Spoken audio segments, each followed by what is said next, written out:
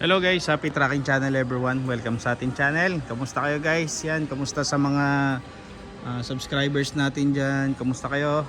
Kamusta din sa mga napadaan lang dito sa ating channel? Welcome po kayo dito sa ating channel guys, no? Sana makatulong tong video na to kung naghahanap po kayo ng mga Japan surplus sa truck. Pasensya na sa iba guys, no? Kagaya nung kanina, no? May nakapanood kasi ng video natin regarding sa tractor head on the spot na dumating kaninang umaga. So Sir Dex, pasensya na po kayo kung hindi ko po kayo masyado, hindi po unprepared po ako sa unit na may ipapakita ko sa inyo regarding dun sa 10-wheeler na tractor head. Gawa nga po na ito ang ilalabas natin actually this week. So chinek kasi natin tong unit na to guys, no? May mga kailangan tayong pa double check, especially unang-una sa lahat, syempre, yung kondisyon, yung power, no? So dito sa power nito, kailangan pa natin ay pa-double check dun sa electrician, no? Kasi ano tayo dito guys, remap tayo dito sa unit na to. So kailangan, syempre, pag ilalabas, malakas yung power ng unit. So yan, yun ang kailangan pa natin ipa-adjust dito sa tractor head ng 6WG1 na 6-wheeler, fully reconditioned. Ayan. Tapos pinamulye na rin namin. Pero yan, as you can see guys, no, fully recon, ang ganda ng pagkakapintura. Ang kintab, alam nyo ba guys, yan mga chrome na yan, original yan, galing sa Japan. Hindi po yan dito binili, no, sa Pilipinas. Hindi po, original po yan, galing sa Japan. Yan, napakaganda ng pagkakapaint-pintura, no, acrylic. Yan.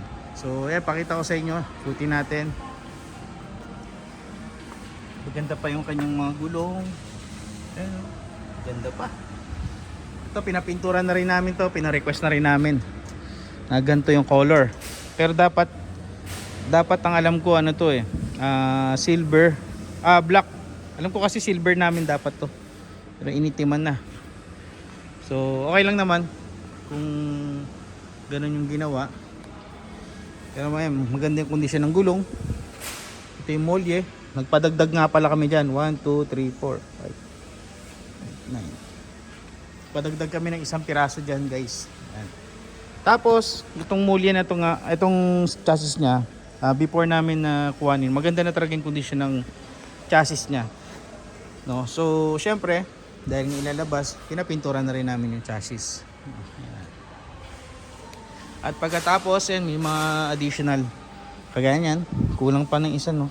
At kaya so yan, yun ang ipapatanong natin kung bakit isa lang nakakabit dito, kasi walang bracket dito, may bracket or ginawan. Ayun, sana gawan din dito, total naman may butas naman, no?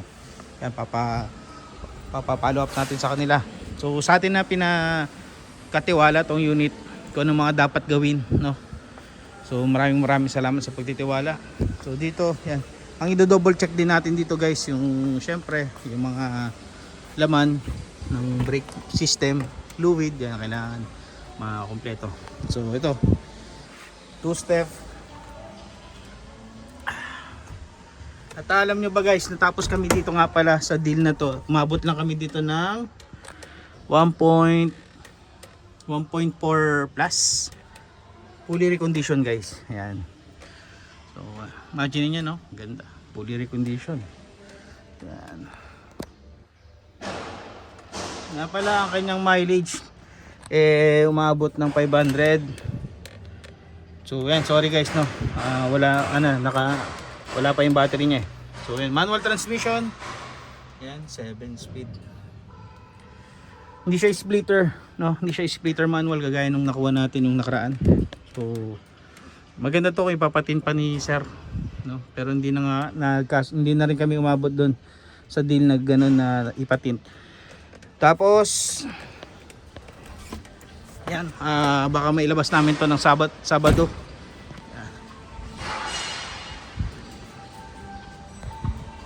So, ulitin ko, ito nga pala yung unit 6WG1. Guys, huwag nyo kalimutan mag-subscribe sa ating channel. So kung naghahanap pa kayo ng mga unit ng mga Japan surplus dito sa Subic, no, comment lang kayo guys.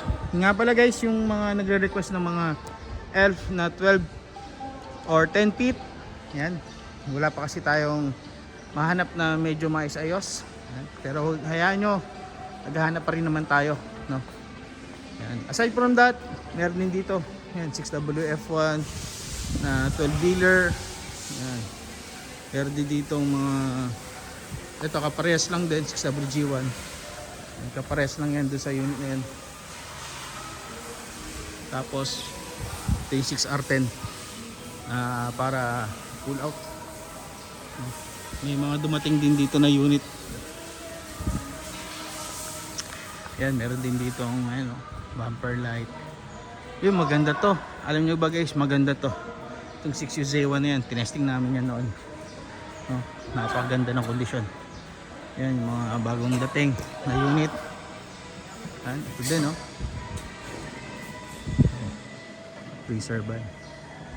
So, yun lang guys. Maraming salamat. Happy Trucking Channel everyone. Thank you. Bye-bye and God bless.